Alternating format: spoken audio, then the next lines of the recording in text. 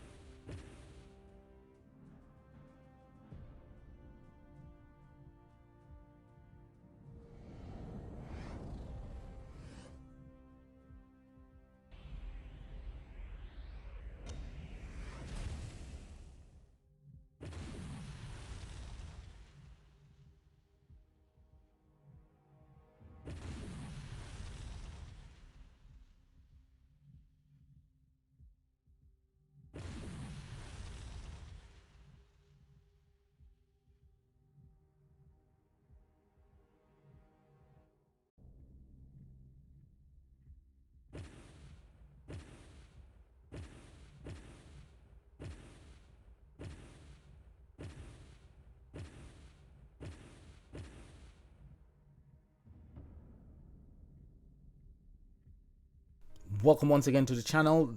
I am Octane, your host, and today we take a look at the final deck for the season, which is a Fire Chaotic Killer deck, and the event will be a Slayer event. Now, this deck is almost like the deck we had last year for the Thanksgiving weekend. It's Chaotic Killer. The deck that we had last year for Thanksgiving was a Fire Chaotic Killer. However, the next deck that we'll have for Thanksgiving will be a dark deck. It will be a Dark Slayer deck, and I'm not really sure at the moment what killer skill it will be. I'll have to check. Anyway, we're gonna jump straight in. We're gonna have a look at this deck, and we're gonna see if this deck is any good. Now we're gonna take a look first at Ultimate Form, which is the most important card on the deck, and we're gonna basically critique its battle skill. Now this one is called Shields of Greece, and it's a Grecian theme. First we have a look at the battle skill, and then we look at the 3 passive that it has on board. The first thing is the battle skill creates 6 fire power gem 7s on attack for 3 turns. So when you activate your battle skill, each time you attack, it will create fire power gem 6s, 6 of those. If you don't attack, it won't create any fire power gems. Basically, that is what the battle skill stipulates. So bear this in mind. If you activate your battle skill and you do not attack with your fire cards, that is, you will not create any power gems from this battle skill. The first passive is called Rank and File. It upgrades 10 fire power gems by 1 rank at the start of every single turn. So this passive, it just happens automatically at the start of every single turn. This is quite good because this will not be affected if you use this card in, say, an event that's got chaos on it. It won't be affected by chaos. Chaos happens at I think it happens at the end of every turn. So this one will actually upgrade the power gems at the start of every turn. However, chaos will affect the battle skill because the battle skill creates the power gems at the end of the turn. The second passive on board upgrades all fire power gem by 1 rank at the start of every third turn. So the first passive, you get that every single turn. The second passive, you get that every third turn. So on the third turn, you will get 2 upgrades. You will get the upgrade of 10 power gems to 1 rank higher, and then you will get the upgrade of all power gems to 1 rank higher. So you'll get 10 power gems being upgraded to 2 rank higher with this card, which is quite nice.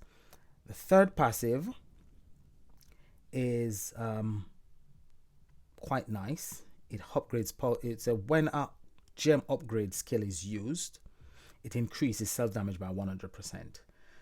It increases it up to a maximum of 400% because we've got quite a bit of cards that actually upgrade power gems.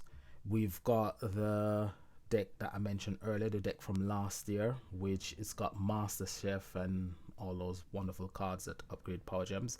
You can add 4 of them to the deck plus this card. So when you activate each one of those battle skill that upgrades power gems, what will happen is that this card will increase its self attack by 400%.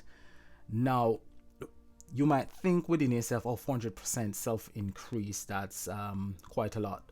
But if you look at the grand scheme of things, you do need card that actually boosts the attack of this card for it to deal really high damage. One of the cards that you probably would need on board for this card to deal absolutely decent damage would be the dark card, which is Metaverse Master. Metaverse Master doesn't have an upgrade skill.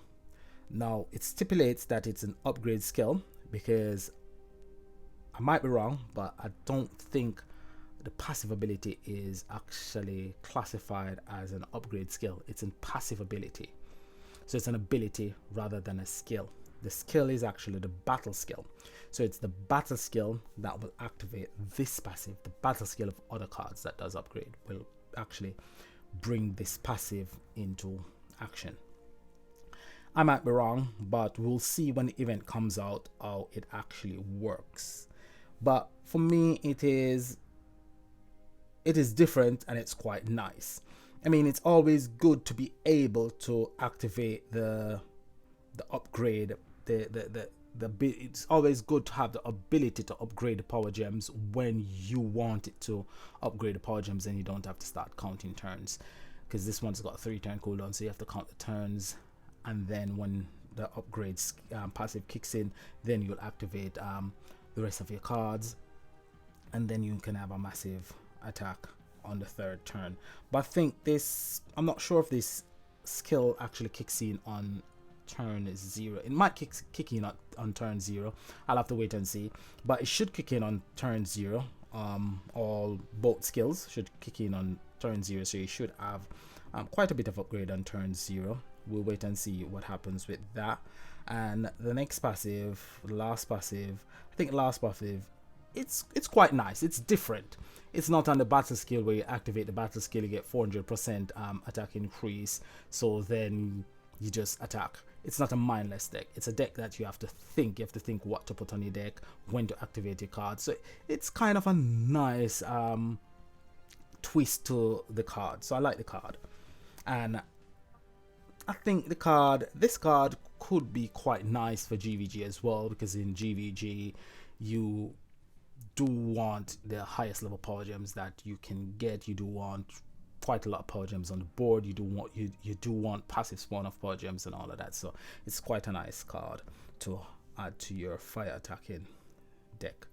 This one will dispel power gem silence, which, as I've mentioned quite often, you need to dispel, because we are in the current method that power gems are the gems of choice. Gems are just for turn 0, really. And if turn 0 you can fill the board with power gems rather than gems, that would be far better.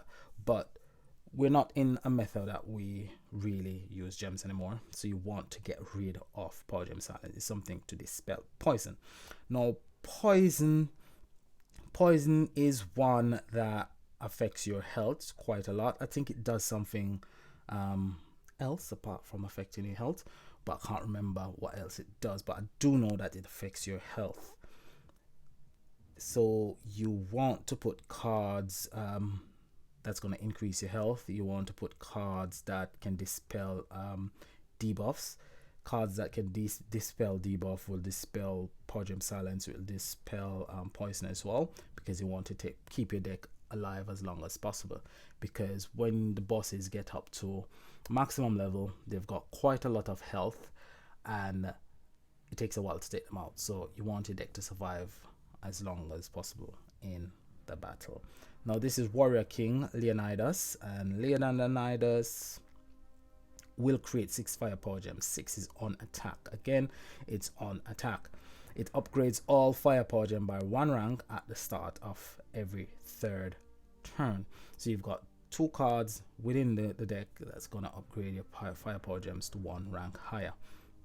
Again, as I said, I'm not sure if the passive is actually classified as a skill, but we'll see what happens when we start to use the deck. I haven't got the deck at the moment. This one also dispels poison. Next up is your ultra rare. Your ultra rare will upgrade. This battle skill actually upgrades, really. It upgrades 10 fire power gem to 1 rank higher. So this is a 1 turn cooldown card. I didn't really look at the cooldown of the other 2 cards. Let's go back and have a look at the cooldown on the other 2 cards. So this has got a 3 turn cooldown. I think the ultimate form also has got a 3 turn cooldown. So this one has got a 3 turn cooldown as well. However, the ultra rare has got a 1 turn cooldown, and it upgrades 10 fire power gems by 1 rank. 5 gem charge rate, which is not a lot of gems. Quite good, quite nice, quite quick. It's also got the self boost on board. Whenever upgrade skill is used, increases self damage by 100% up to a maximum of 400%. So this is the card that's gonna activate the passive, its own passive, alongside the passive of the ultimate form. So having more than 1 ultra rare on board is quite useful. So if you have, say, 2 ultra rare on board, that will give each ultra rare and the ultimate form an upgrade. It will upgrade, so it will increase the self attack by 200%. So having more than 1 copy of the ultra rare is quite nice to have it. And the ultra rare will dispel counter.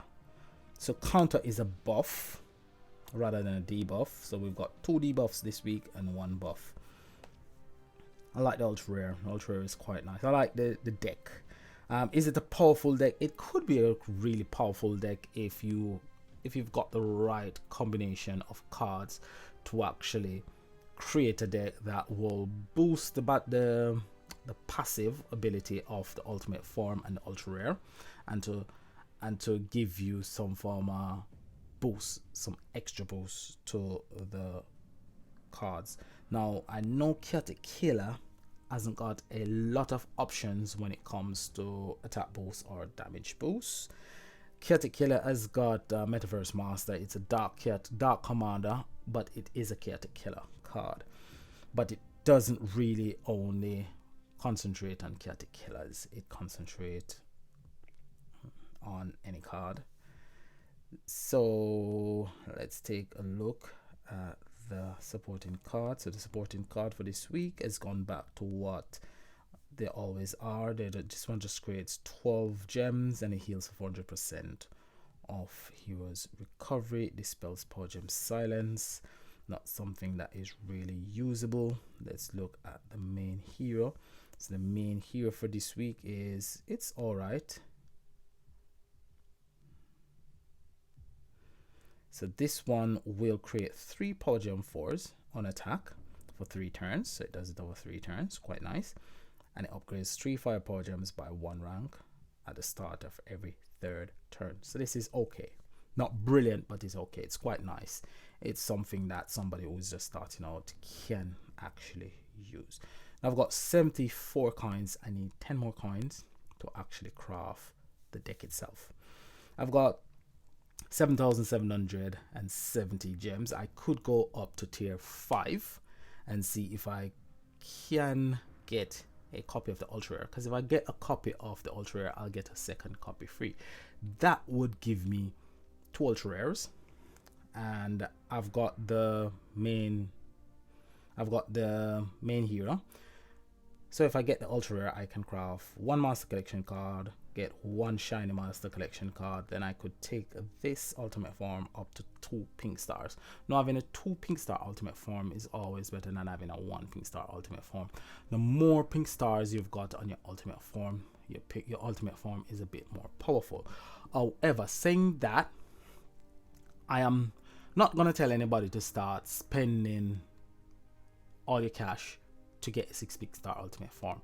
That decision is a personal decision. It's something up to you what you want to do, because it's your cash. All I'm saying is that the more pink star that you've got, the more powerful your ultimate form is. Personally, for me, the game is about enjoyment. It's about enjoying the game, enjoying yourself. That's what the game should be. The game should be a pastime. It should be something that you do in your spare time. It's supposed to be something that makes you happy, make you joyful. It's something that's supposed to be interesting, not something that's supposed to be stressful. Once it's becoming very stressful, it's time to quit. It's not something to continue with, because you can feel pressured into having the deck to finish at the top of the solo leaderboard. But let me tell you, because I've never finished number 1 on the legend solo leaderboard, but I have finished in 10th position. The reward is okay, but the reward, remember, it's virtual. It's not something tangible. It's not something that you can hold forever, because if network decide to switch their servers off, everything that you've invested in the game is gone. So for me, it's not really something that I would call it's a lifetime investment. It's just something that you invest in just for the moment, for the game. So be aware of that. Be wise with your cash, and be wise when it comes to anything else in life. So we're gonna take a look at one of the combination that I said probably I would run at the first part of the event until I accumulate enough coins to craft the deck. Culinary Kings is the card that I was talking about. This came out last year. It's the Chaotic Killer card that came out during the Thanksgiving weekend. As I said, the next Thanksgiving weekend we'll have a dark deck, Slayer Dark deck. Now this one is an upgrade deck.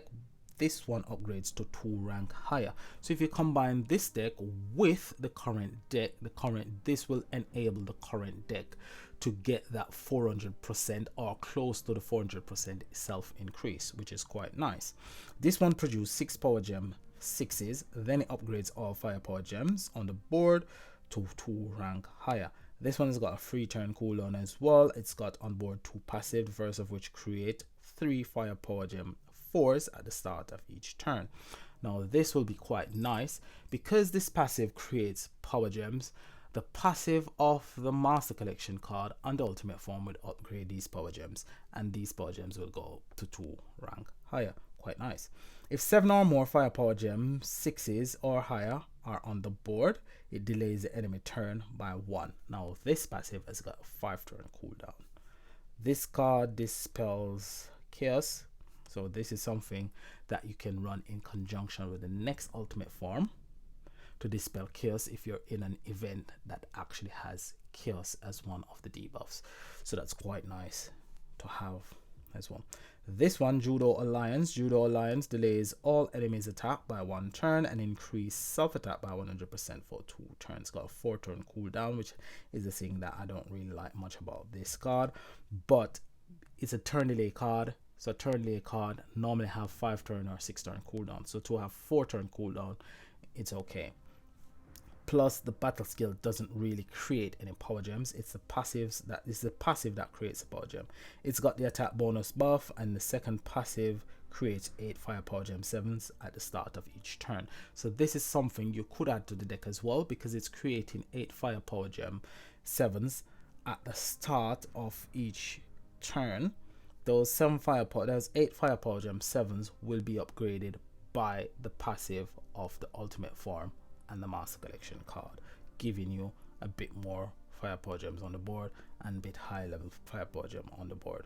So Wasteland Warriors. Wasteland Warriors also got the bonus attack buff on it. However, this one creates 14 Firepower Gem 6s and gain the attack bonus buff for 1 turn. It's got a 3 turn cooldown. So this one will be the card that will give you extra Firepower Gem on demand. So when you need it to activate the battle skill, you've got those Firepower Gems on board. Then you've got the ultra rare that can upgrade these Firepower Gems, or Culinary Kings, which will upgrade them as well. So this is quite nice to have on board. You got the bonus attack buff. I'm not going to go through that. So once per turn, when you crush gems, it dispels 1 enemy buff and increase this era's attack by 60% for 1 turn. So this is got a 60% self increase. It's got the ability to dispel 1 enemy's buff as well, and it's got another passive which is a cleansing passive. It cleanses 1 debuff whenever this era attack, or when you get this era gets attacked. So when you attack or you get attacked, it cleanses 1 enemy debuff. This is also quite useful to have on board. Blitzkrieg Beast, I've only got this here because it does a self increase of 100%. I've got the 4 pink star, so it is just a bit stronger than some of the ultimate forms that I've got on board, but it's something that you can replace with something more new or something more modern. So District Defenders will create 7 Firepower Gem 7s. You'll get a heal for 5000% of your recovery. It will increase Fire Slayer's attack by 60%, so this is gonna give your entire fire deck a 60% attack increase. So when ambushing, it increases Fire Slayer attack by 200% instead. So you will get 200% on an activation of your battle skill, and thereafter you'll get a 60% increase, which I think it's quite nice. It also upgrades all Firepower Gem by 1 rank and become immune to enemy damage for 1 turn. So that part of the battle skill only happens when you're ambushing. So when you're ambushing, you will delay the boss, you'll upgrade all Firepower Gems on the board, and you'll increase Fire Slayer's damage by 200%. After your first activation, it will not happen again. However, it's got a 1 turn cooldown just like the ultra rare for the current deck, which is quite nice. So you could use these 2 cards in combination every single turn, giving you quite a nice chip damage. Not a massive chip damage, but a quite nice chip damage. This one dispels Traitor and Slumber.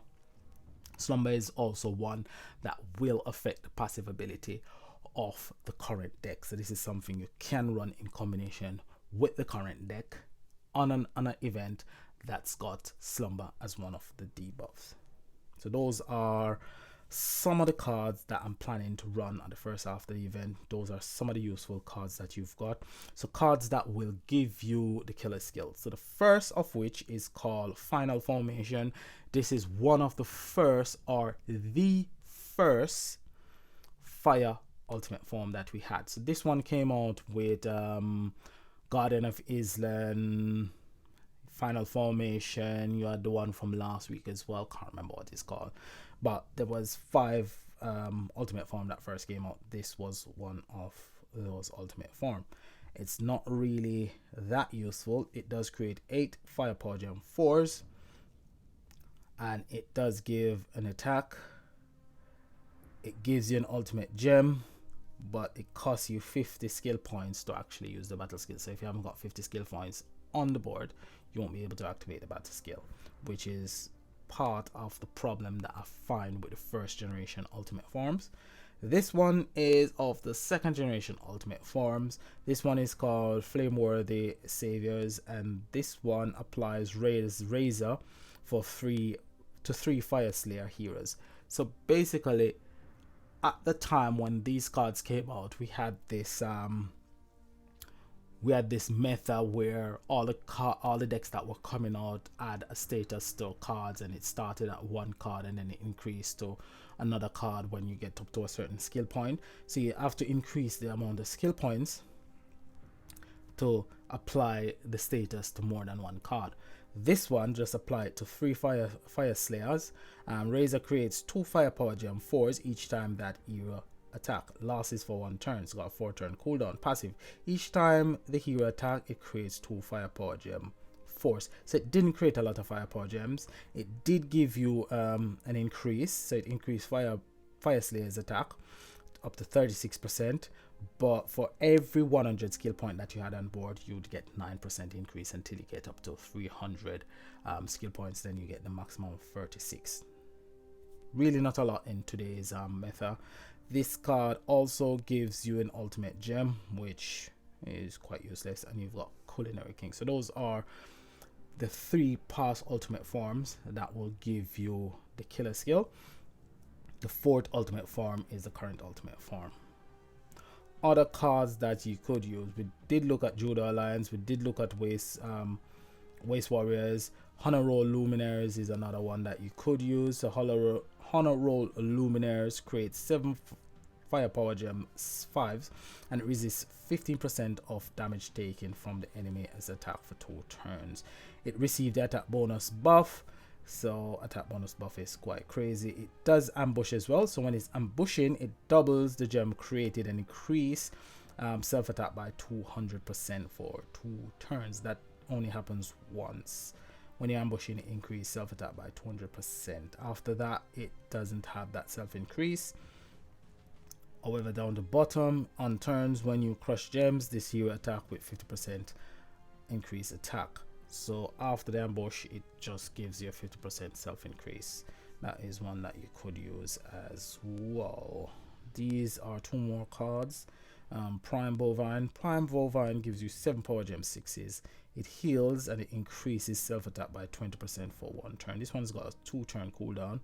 It's got a bonus attack buff as well. So whenever a hero gains the bonus attack buff, this hero creates 2 additional firepower gem 4s. It's got a bonus attack buff. When hit, this hero gains the attack bonus buff. So this card has to be hit to get the attack bonus buff. It doesn't happen when you activate your battle skill. Clandestine Clans. After Gem Crush happens, it heals for 15% of maximum HP, which is quite decent. It dispels all debuffs. So all debuffs mean all debuffs. So any debuffs, that's if you get hit with 2 debuff, it cleanses all debuffs. So this is quite nice. Can occur once per turn. Stacks with other heroes with the same effect. After a Gem Crush happens, increase Noble Killer's attack by 120% for 1 turn. Can occur 1 per turn. Stack with other heroes with the same buff. So this one only buffs Noble Killers, but it's got a really decent cleansing ability. Yeah, there you go. There's quite a few cards with decent cleansing ability that we have got. So some relics. This one is for my rat deck. That deck came out, I think it was Chinese New Year. It wasn't last year, I think it was the year before, 2019. Was it 2019 or was it 2020? Can't remember which New Year it was. I think it was probably 2020. Can't remember if it was 2019 or 2020. More than likely it was 2020 because we started getting ultimate forms the first part of 2019. I remember when Legendary 2.0 was launched. It was Valentine's Day of 2019, so this wasn't in 2019. It must have been 2020. I remember that quite clearly. So this is at 3 pink stars, so it will break 4 shields. It's not like the current ultimate relics, which will break additional shields based on how many ultimate forms that you got on board, but the ultimate forms has to be the same as the relic, the same affinity as the relic. This one is quite nice. This one gives you a heal, Lion's Pride. This one is for Blitzkrieg Beast. It's not Caterkiller Relic. However, this one is a Caterkiller Relic. This one is for the Culinary Kings deck. This one is just Beast Killer Relic, but it's something that you can add. So you need to break all your shields. So you can add Caterkiller Relics of different affinity. They will break shields, so don't worry too much about that. They will give your deck a buff as well.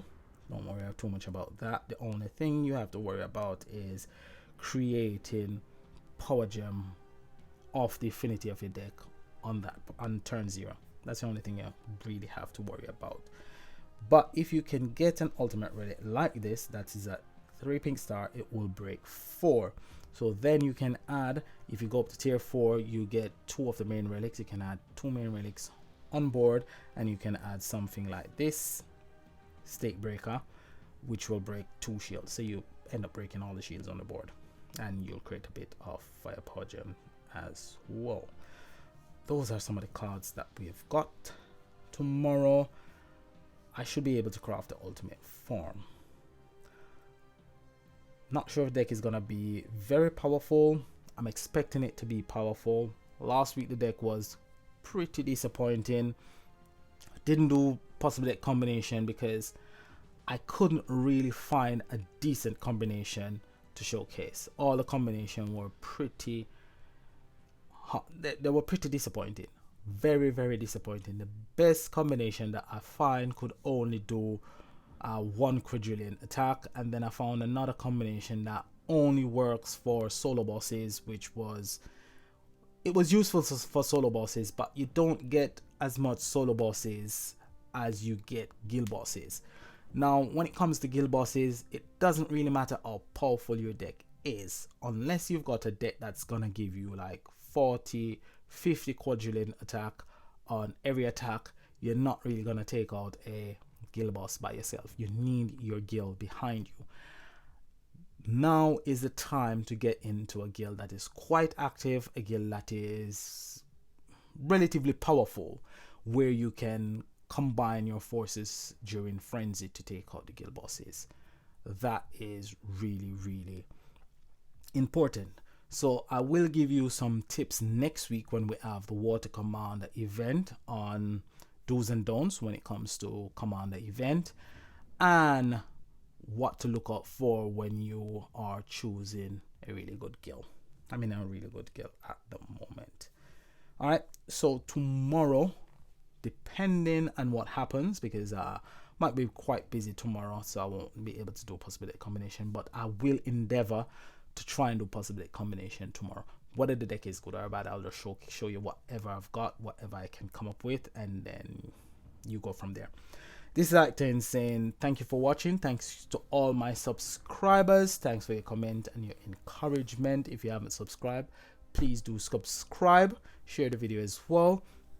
Thank you again, and enjoy the rest of your day. Bye for now.